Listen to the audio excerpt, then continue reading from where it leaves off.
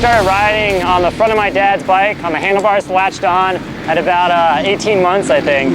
And he just kind of developed us, you know, he let us ride with him, and then finally I got my first bike at about 5. And then racing came about when a friend actually saw my potential, I guess, to do well, and he bought us a new bike and he kind of supported us a little bit. His name was Jim Sandifer, and he just pushed us along, and that started about 5 years ago. And we've just kind of been growing ever since. I started on a YZ250, and then I moved up to a KX450 in 2007, trying to be a little more competitive in the National Series. And I was doing really well, and then fortunately in 2008 I broke my neck, and I had to kind of come back from that a little bit in 2009, 2010, but I'm pretty much back, you know, having fun, and that's what it's all about, and we just kind of worked up from there.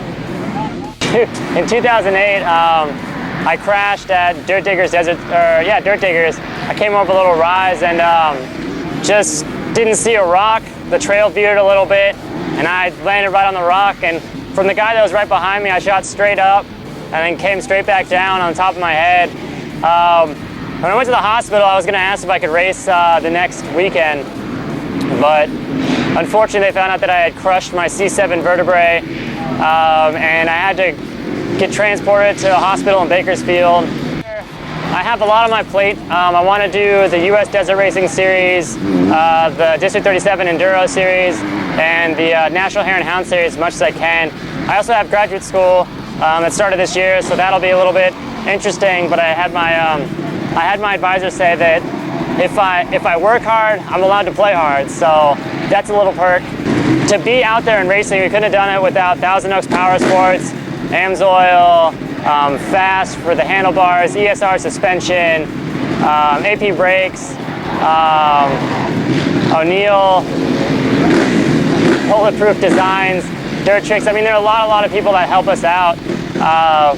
And without that, you know, I really couldn't be doing it. But as far as this year goes, my goals are to try and stay in the top 5 for the National Hare and Hound Series, win the USDR Championship, and keep the #1 in the Enduro Series. I was the overall #1 this year. I just kind of want to keep that up and get that #1 plate again.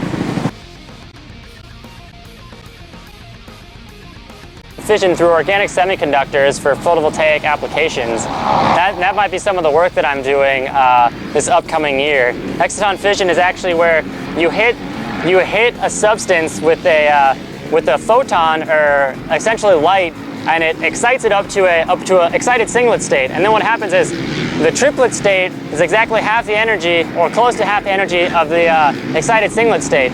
So fission occurs and you break off into 2 separate triplet states, and then you're trying to get 200% efficiency out of a material rather than 100%. And then there are some materials where the triplets will recombine, and then you get delayed fluorescence from that. So from that you can measure what kind of fission you're getting and the efficiency of your fission.